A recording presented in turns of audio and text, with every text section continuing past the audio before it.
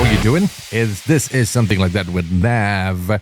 Yes, it's an exciting week, especially for this particular recording. Some announcements were made just before we hit the record button, so hopefully I'm not going to talk about that part. But the good news is this: it continues back-to-back episode. As I mentioned earlier, the series is going on.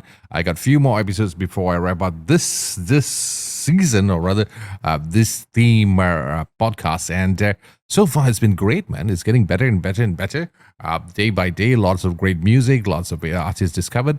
And before I forget, once again, thank you to my friends, to our friends from My Creative, Pumule, and also Chintana. Thank you so much for supporting the podcast. And before I bring in the next guest, please do not forget to click on the subscribe button. That's right. Hit the subscribe button. Like it. If you're following me on Spotify, good for you. And alternatively, if you want to check out all the other episodes and bands and the music or videos, all you have to do is visit the website at www.sltwithnav.com. So you got the links down there. I'll make it much easier for you. And my guest for this particular episode, I had a chat with him somewhere around last year because for another program that I was hosting called AEW Sessions, he was one of the featured artists. Great guy, cool chap, great music. And it's been a while since I actually spoke to him. So I just want to see what's his life has been like since the last we had a chat. What's up with his music, or what's up with his life. I see he has a blog, so maybe might touch on that part in a little bit from now. So let's bring him on board. Tim Lim. Hey, Tim. Hi. Finally, we speak. Yes. I like your setup. Is that the Shure SM7? Yes. Yeah. Sorry, SM58. Sorry. Yeah, it's a different kind of mic actually. Really? What kind of mic is that? Audio Tech. Oh. Yeah. Audio Tech. One thing I like about Audio Tech, it gives you that crispy sound. Yep. Yeah. Yeah. So, I tried, especially when I do. I got this doing MCO, especially when all of us have to do all the recordings and online gigs and stuff like that. So so this is one of the things that I got it. Do you enjoy recording with that? Oh yeah. So far I find that much helpful, very helpful. Yeah. Cool, man. And thank you, Sarah, for jumping on board the podcast. It's nice to have you, man. It's been more than a year since we last spoke. Yes, it's been that since then. Time flies, isn't it? Yep. And what have you been up to for the past 1 year? I know I've seen some stuff going on your social media. You had some music, and let's see, your music was skewed a little bit on the what shall I call it, the worship side of it. A lot of that has been happening. A lot of music video. So has that been your focus for the past 1 year? Yeah, I would say majority of my time have been on that side on worship. Because there was a few opportunities to collab with a few local Christian artists for some projects.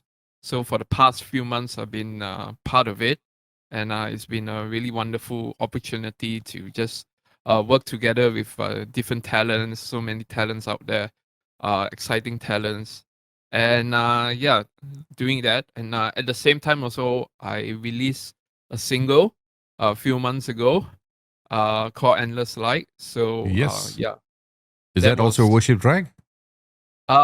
Yes, in a way, yes, it is. In a way, it's something like Creed's to a worship tracks.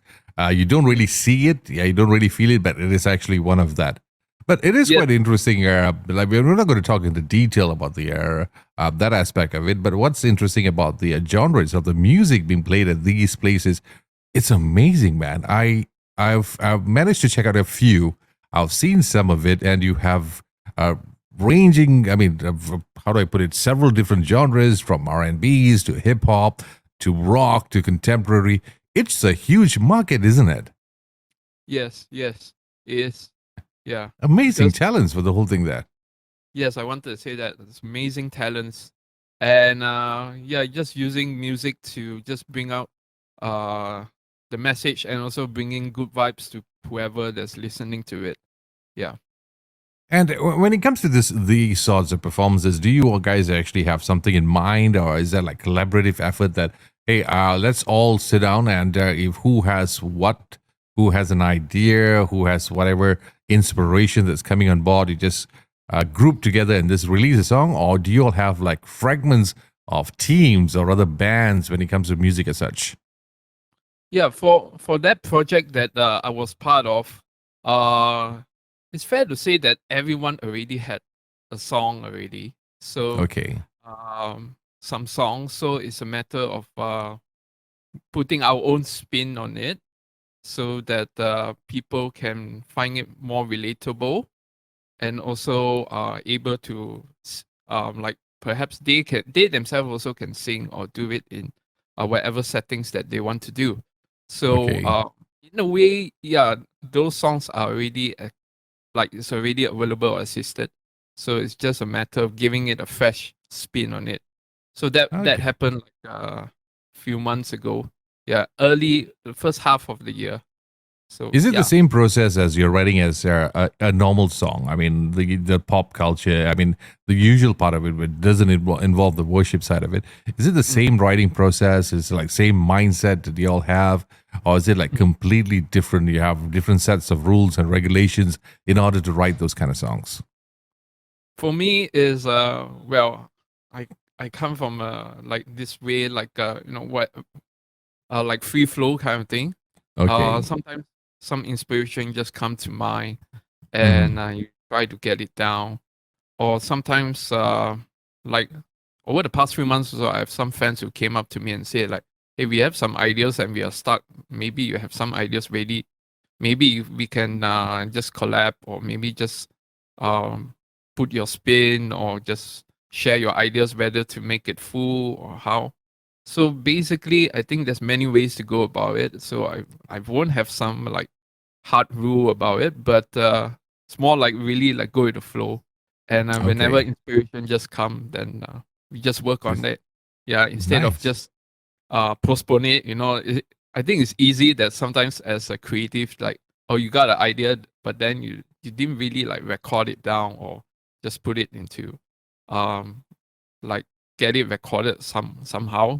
But Okay. thankfully, with technology that we have right now, if any ideas come to mind, we can just record it on the phone.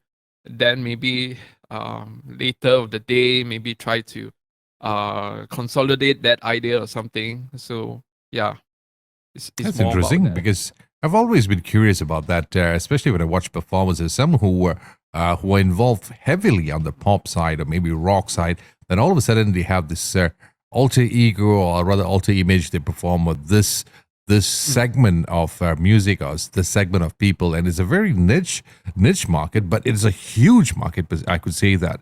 If you when I actually just look up stuff like you go on Google or maybe when you go on to YouTube, you see the amount of millions of views for a particular song, which is amazing, man. Even with a podcast show, when you talk about that topic, whew, you got a whole lot of people better than the entertainment segment of it, which is kind of yeah. nice. But as a musician, as for yourself, where you do both sides, you do Mm, on the pop or rather the mainstream side of it, and then you do this. So when it mm, comes to your lifestyle, your creative side of it, does it I don't know, somewhat interfere, or does it interrupt the flow or the writing process or performance process for both sides? Because when you're writing for the normal pop side, which is nothing to do with the worship side of it, you mm, have different thinking, way of thinking, and different way of yeah. expressing your songs going out. But when it comes to the other side of it, it's a different thing altogether. So for you, does it Yeah. work? Is it an easy task or is it a tough task? Yeah. I think it's to find a balance of it. Yeah. Yeah, especially, and also to understand uh, the direction that you want for that particular song, whether to go towards more towards the pop side or towards the worship side. And when or should I say, or when myself have a very clear indication of like, or clear idea like what I want to achieve with that song, then I will just go on to, let's say, pop side. If I have some Okay. ideas for that, then I will just go on with that. Or if I have some ideas to write about worship songs, then I will just go ahead with that, and just go with the flow and consolidate my ideas with that, so that it doesn't like interfere, like you said, doesn't interfere with one another. Okay. Um, and at least the message of the song will be clear as well. It's very easy that when everything try to interlap each other, then the message feels diluted, kind of thing. Okay. Yeah. So I You think keep it separated as much as possible. yeah. Try to keep it as clear as possible. Yeah, but at the end of the day, also for me, it's also just keeping the ideas just free flowing. Okay. Yeah. So over the years, as I write songs, also I always let it just be natural and see how Okay. the song itself like develop. So some really develop more towards the pop side, the indie side kind of it, and some eventually become more like towards the worship part. So Okay. that is basically how I work over the past ever since I started writing songs. Yeah. But does it jeopardize your identity as a musician yourself when you go out, Tim Lim? People, how do they remember you by? Because if it's too much of one thing, then it's going to be that. Okay, Tim Lim, you're more on the holy side, or worshiping music, and not much of the pop artist. But how do you like to define yourself when it comes to your identity? Because you also have your pop stuff going on. You do outside apart from this. So how does that go by for you? Yeah, that's a good question, and that was something that I've been exploring and trying to untangle for the past maybe like 10 to close to 10 to 14, 15 years like that, ever since I started in 2009. Yeah. Okay. Yeah, I think it's something that I've been sorry. No problem. It No is problem.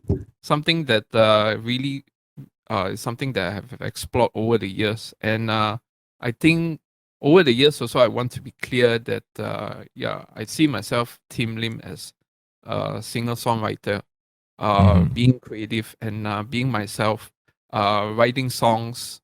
It doesn't matter what kind of songs. But at some point also, in my mind, I would like Tim Lim towards lean towards more towards like the indie singer songwriter. Okay. Then some of those worship songs, I admit that some of those songs I actually offered back to like maybe more towards like a church or more Okay. bigger team setting. Because at the end of the day, it's not about me and it's about something Yeah, else. the message itself there. Yes. Yeah, but at the very same time, this whole thing striking a balance between this two worlds that you have, and of course the process that whatever you've been elaborating a moment ago, it is nice, it is good. Okay, it's not, but it's not an easy task, right? Yeah. Because it's convincing people, especially. I'm not trying to get into details of it. It's like convincing people on, especially when you want to do performances on the mainstream side of it. It is tough for an artist to do that. It's like because the image that you have is like the moment you say that, okay, I'm going to hire Tim Lim for a show, for example, and everybody's definitely going to do a background check, and then they have this concerns of both sides, which is nothing wrong actually. It's nothing absolutely wrong, but how do they remember you? It's going to be a difficult task at the very same time. Once they check out the things that you've been producing out there, there's nothing wrong about it. There's nothing absolutely wrong about it. But the identity, that's always been my question for most of these bands. I've known a couple of them, but some of them have struck the perfect balance. You never knew that these guys were actually from, or rather, have been performing in their worship places for a very long time. I think you know some of them personally. Yeah. Yep. But how has it been for your music career on the mainstream side of it? Let's leave our worshiping side for a while. Let's go back to the pop side, the mainstream side of music. How has that been for you for the past couple of years, or rather, at least for the past 2 years? Yeah. It goes back to your earlier question about striking the balance. So for the past few years, especially I think for the past 5 years, for me, I'm very clear that being Tim Lim is as a singer-songwriter. So that's why I've been going out more, like being at open mics, connecting with people out there. So so basically I just stand out like that, like like an indie singer songwriter instead of someone who has no idea what he is all about. It Yeah. happens sometimes. It happens. Yeah. So even my performance is also quite clear what kind of songs that I will carry. At the same time also bringing some covers and songs that is all about the right message as well. Mm-hmm. Yeah. So basically I'm being myself, being who I am. Okay. So I think that is something that I'm clear for the past 5 years. So whenever I go out, yeah, that is how I connect with people. That is how just bringing the music to people to listen. Yeah. Just out of curiosity, do you do busking? Uh, no. Oh, okay, I good. Okay, just I wanted always to find out wanted of that to, part. but yeah, I always wanted to. Then when I had that idea, then MCO happened. So I kind of like put it Have on you the ever shelf. considered doing it? I mean now, because one thing good about I've always admired about busking is that people who busk actually overcome a lot of things. Like, say, for example, fear of crowd, stage performances, direct. This thing is like it's a good practice ground for a lot of artists, especially individual indie artists. And open mic, of course, is definitely one of it. But open mic, you can expect the type of crowd that you'll be coming across when you perform. But busking is completely, uh, you have no idea who's going to be passing, who's going to be listening, what type of audience are you going to have. So, do you think you might want to do it right now? I mean, after this, or you just like, nah, hold back. I just focus on making music and performing at open mics or special gigs or shows. Which one is that for you? In fact, I did have that question in my mind constantly, like because it's an environment where I mean it's a challenging environment which I love to explore. Like you Okay. mentioned, it's a different setting altogether. It's just being there, and you know or you may not know what kind of people that walk past. Basically, random people, and you pointed it rightly that is different from even like a showcase or open mic because you roughly know that people will be there, the crowd will be there. But busking is just a different environment. Yeah. Whoever is listening is listening. Whoever wants to stop by and just chill and just listen. Honestly, I would love to try that. And so it's a matter of finding the right time and the right place to do it. Yeah, Okay. because yeah, I actually registered for this app or this something like app that allows you to do busking. So I Okay. actually Oh yeah, yeah there's an association you have to sign up for busking and get your license or yes whatever fee you have to pay in order to yes yeah choose the locations where you want to go and where you want to perform, right? yes. So I did that. Then MCO happened, and so um yeah, hope maybe I will go back to exploring that. So yeah, I In would the love time to do. being, are you also active in online shows? I mean, yeah, of course, there's one season everybody was performing online, and then it's Mm, sort of died off. But I still see some people who actually do that online shows on Twitch or whatever apps they can think of. They seem to be mm, making good money on that, man. yeah, Do you still get involved in that? I I did at a period I did that. But I think the last I did that kind of show was just a few months ago. Okay, Partly also maybe I felt like with things all opening up, maybe it's time to focus on going back out lah. okay, So but doing online shows, I think is something also is a good alternative as well. So perhaps it's not to say I'm totally going to put that on the shelf and not going to look at it. Perhaps in future I might do again as well. Maybe not very often, but one or two times maybe. just be Yeah. relevant on the online scene, Yep. just to Yep. keep Yep. in touch, get your foot in. Because it's hard. When the moment you get out and then you want to start back all over again, it's always been a nightmare. And I've seen Yes. this couple of apps that actually helps artists generate money. It's not only focused on the local guys, but also for the international platform. I think, if I'm not mistaken, Ray Cheong was the last guy when I had a chat with him, was saying that, hey, I make more money over here and in shows. So it's a kind of nice thing going on that side. As for music-wise, I mean, I've noticed that you mentioned a couple of albums, like if I'm going to go back from 2019, you had Forever, then 2020 you had The Journal, and last year, 2021, you had the Christmas track, right? Is it Christmas album, Christmas track? And this year, you earlier mentioned you just released a single called Endless Night.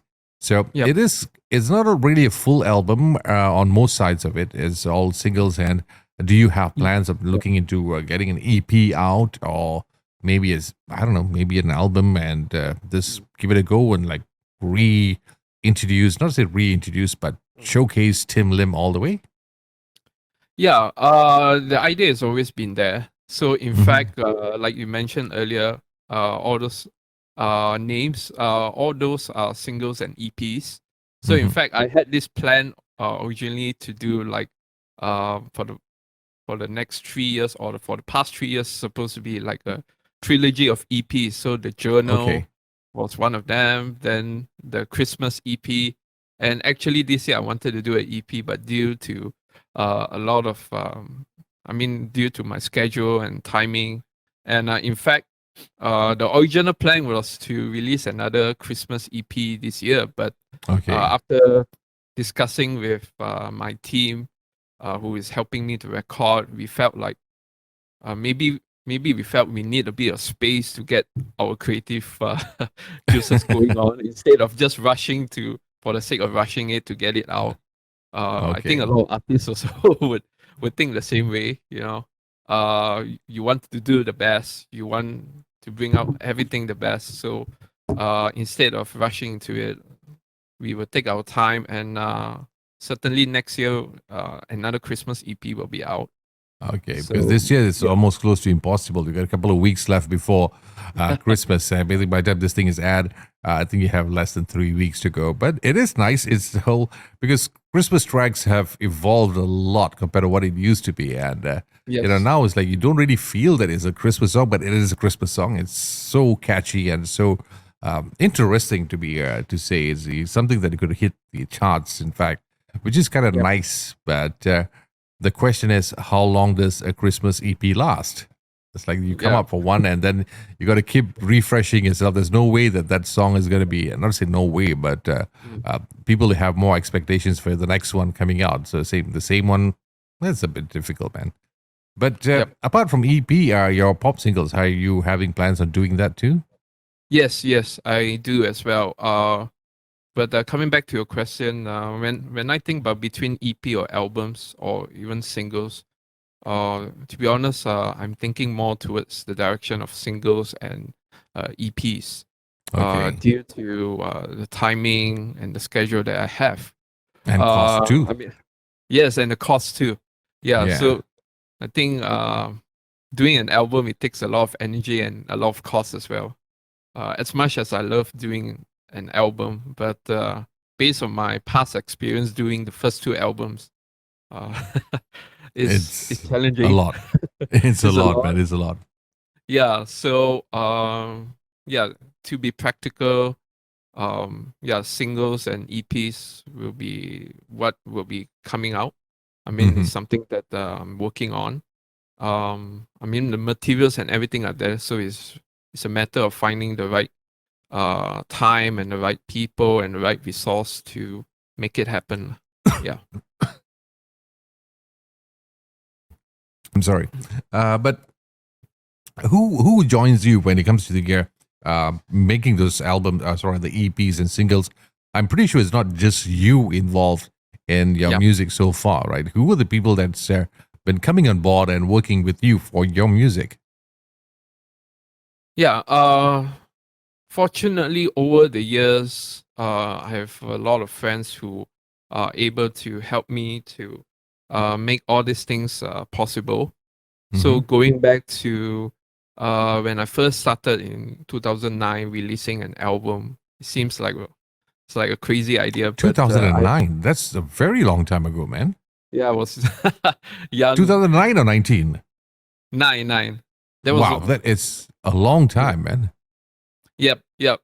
I was young and I was very ambitious, and I was fortunate that I have a friend who also just started to produce albums and songs, and he helped me out to kickstart the whole songwriting and all these things side of me.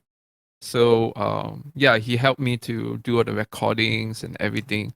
Who was that? His name is Jonathan C, and he's Okay. basically based in Kota Kinabalu. So You better mention his name or else he's going to come hunting for you. Hey, you say that guy, never mentioned my name. It's like, you better tell the name, man. But I give him credit for encouraging me to go on this journey. And I remember the time we've been talking about this whole idea, but until mid 2009 or something like that, then he said like, you know what, I will be happy to record or produce the album for you. Okay. But at the time he was based in Kota Kinabalu, so during those times I have to fly over and get it done. Just spend a week plus at his studio. So it's really a full-on studio and recording process for me. I did the same also for my second album. So yeah, basically he's the one that has been helping me. But over the years, there's different friends who have been helping me a lot as well. Some of them are in the industry. So the singles that I did in 2019 and 2020, some of them are people who are in the industry itself already. So people like Madan, Pulse. Madan helped me to record the single for More Than This and Forever. Okay. So I have another friend as well who helped me to record some songs for the Journal EP. Yeah.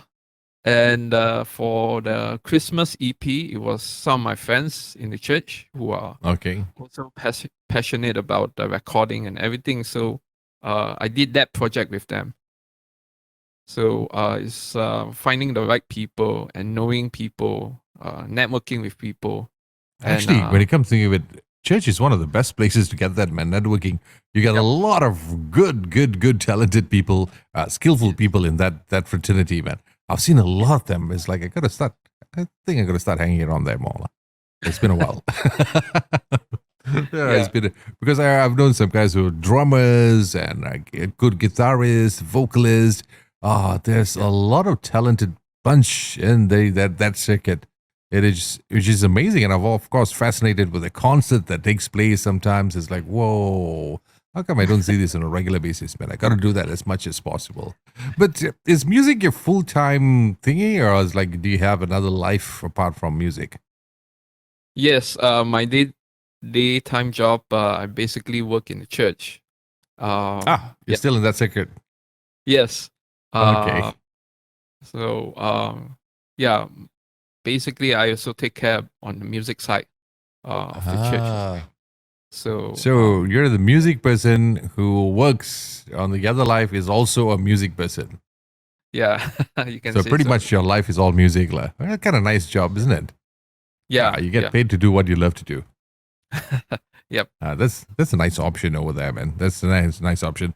But shows and gigs, do you have any plans on upcoming shows and where you want to perform apart from the worship houses?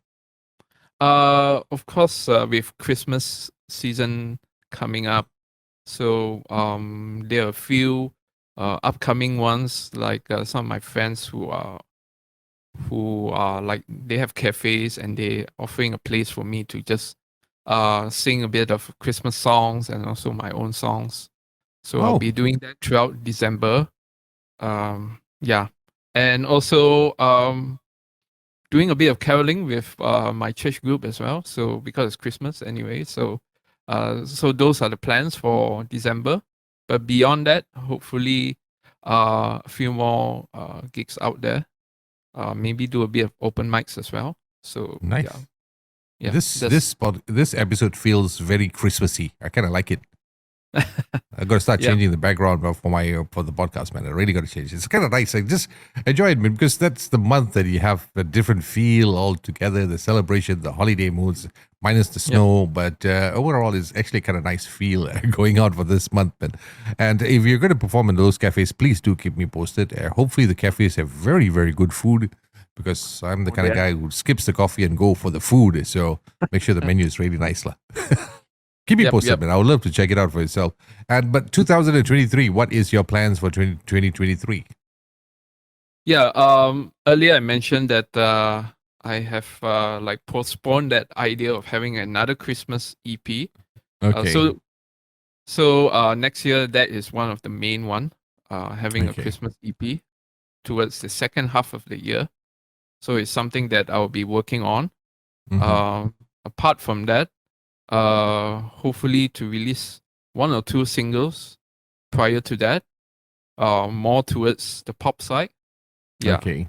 And But you said earlier, sorry for interrupting. You said earlier you've been doing a lot of writing and all. So there's only one or two coming up for 2023. I'm pretty sure you have a lot more than that, right? yes, you're right. I guess it's more towards like some of those songs are building up towards another EP. Yeah. Okay. Okay. So that That's good. is the idea I have. Yeah. Hopefully another EP will be out maybe in 2 years' time or something like that. That's a long wait. I don't know why you guys do this to me, man. Every time I have a chat, they say, wait, coming up 2 years, coming up 5 years. I'm getting old, man. I'm getting old. I just need to do it. I'm not that old yet, but still, as this waiting when you anticipate something for so long.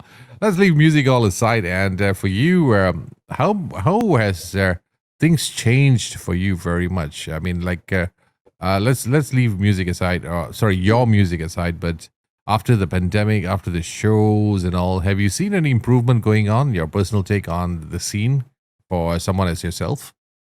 Has there been any improvements, or has it been going back, setbacks, or things that you anticipate or rather hope for the next, I don't know, couple of weeks, couple of months, couple of years? Mm. Just want to have Wow. your opinion on that. Well, that's a good question and also quite a deep question. Yeah, I think for the past few years because of the MCO, I guess it allows me to have some time to just people call it like slow down. You Mm-hmm. know, there are times that we are too caught up with life and with everything that's going on. We just keep on want to do more, do this, do that. But I think MCO give me some time to have some space, some time to slow down, and also to uh, catch up, and also to improve my mental health as well. Because like I said earlier, sometimes we get overwhelmed until we easily feel tired.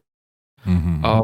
As things start to open up, it kind of like uh, gave me the opportunity to be confident and to feel like, yeah, I feel like I'm a much better before MCO kind of thing.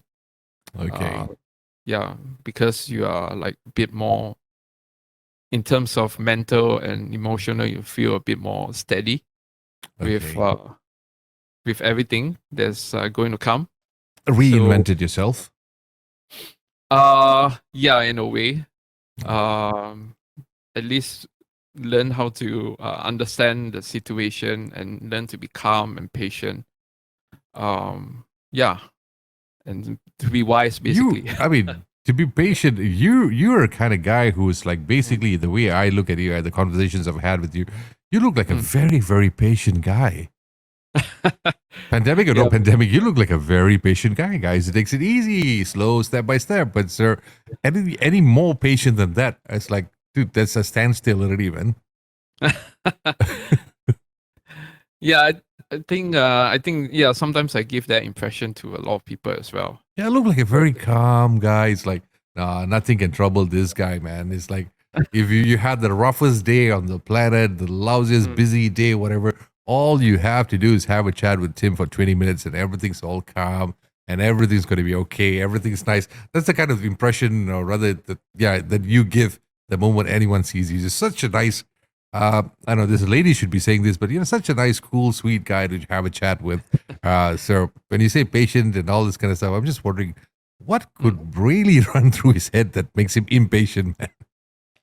Oh man, there's a lot of things, especially the surroundings and the situations that we live in, especially in this nation. A lot of things Yeah, I can know, take but us off and everything. I Yeah, still, you, no matter what you say, I still can't see you as a mm, person who's impatient, man. You're such a cool dude, man. You just relax. I mean, I've sat with you in chat before, mm, personally, face to face. yeah, So nice, calm. I was telling Wang, this guy's pretty chilled out, man. I kind of like this vibe. That's yeah, nice, man. But I think I yeah. wouldn't want to Thanks. see your impatient side, if that's the case, because usually people like that have two extremes. One, either they're too calm or else they're too, you never know, man. Yeah, yeah. Are you a I hot tempered person by any chance? uh sometimes. Really? Yeah, sometimes, but I don't know how to describe that. But if What I makes you tick? hmm, when things, I mean, I don't know. For me, like a bit like double standard or being a hypocrite. Okay. When things Those doesn't. is a common thing. I think there's something Yeah. everyone.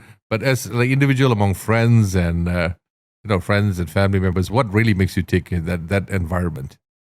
Forget about all the politics and all the other stuff what's going on around us, but on a personal level, the I close think it's ones. pretty much the same as well because like Really? Yeah. yeah, I mean like there are a lot of times you will come across people who say one thing but they end up doing another thing. Uh yeah, it it annoys me lah.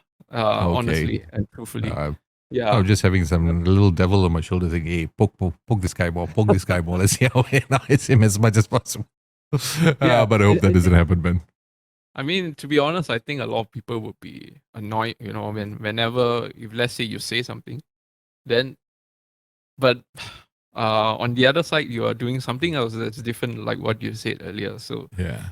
yeah, I mean, humanly, you feel like, hey, it doesn't tally what you said earlier, kind of thing. So Yeah. sometimes things like that. There's an old saying That's in not Malay, good. cakap tak serupa bikin. Yeah, yeah. Yeah, there's an Macam, old saying. Yeah. So I remember that one. But yeah, how do you deal with that? I mean, if you face things, situations as such, how do you deal with that? It's like, do you like, just put it all in and then throw it in your writing process, your music process, or you just straight away confront people? How do you deal with it? I mean, I don't want this episode to sound like a psychological session, but I just love how musicians think because they have different yeah, way of handling emotions. So how is it for you? yeah. Do you like write songs after you get pissed off with somebody? I can't remember when was the last time I write songs that when people annoyed me or people pissed me off. But Okay. I think being practical, sometimes I just voice out lah.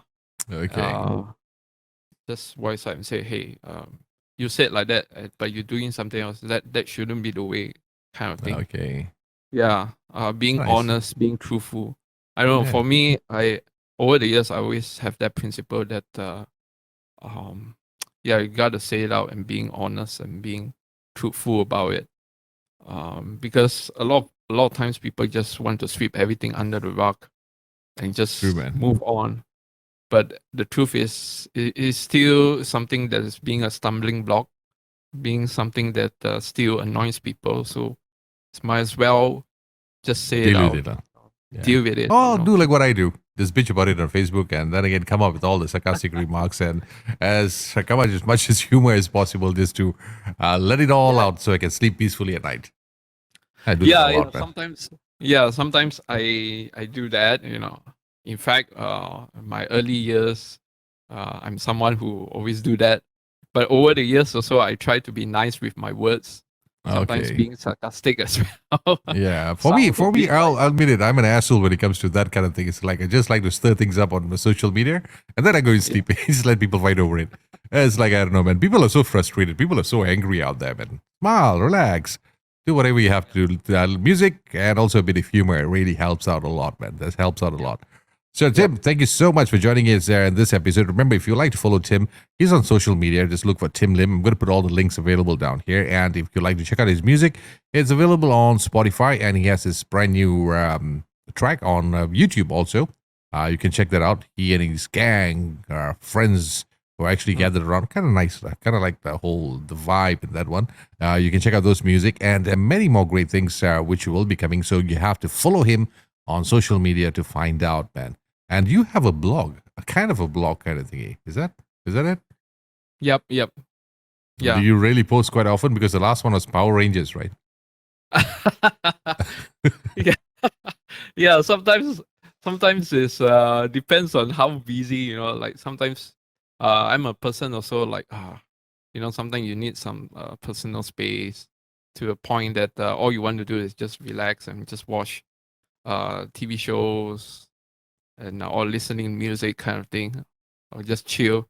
And yeah, there were some times that I felt as though I abandoned the blog, but over the years, the blog have been one of those places way before like Facebook, where you get to be honest and just share your points. It's a diary, technically. Kind of like e-diary. Yeah. I haven't blogged in centuries, man. I'm a talker, not a writer, so it's a bit difficult for me. Yeah, I understand. Yeah. Yeah, that's why in some perspective, that whole idea of blog have inspired that EP called The Journal. So it's kind of like capturing the experience of life into songs that for the Journal EP. Okay. But coming back to what you said about blogs and all this, yeah, occasionally I post things there, and sometimes things that I really like posted on my other Instagram. Yeah, I've seen that. It's like forwarded message. This is cheating. This is not blog. This is forwarded messages. This is cheating. Yeah. Oh, cool, man. Tim, once again, thank you very much, man. It's been a great pleasure. It's nice to see you again after almost a year. I hope the next round doesn't have to be another year. Somewhere in between, hopefully you can catch up for a drink at least. And well, since it's going to be this podcast is going to be aired in the month of Christmas, advance Christmas greetings to you. Yep, likewise to you. Merry Christmas. Yes. And yes, I do anticipate some nice home-baked cookies or whatever it is for Christmas. And in return, but let's keep our fingers crossed. I never get invited for Christmas. I don't know why is that so. Every year the same thing. Chinese New Year, Christmas, for some reason I never get invited. So this year I'm hoping for those listening out there, invite me. I just want to have that Christmas meal, man. It's been ages since I had one. Yeah. Thank you, Tim. Thank you so much, dude. You have a great day, yeah? Have a great month. And I wish you all the best with all the musical journey and the upcoming albums and singles and more.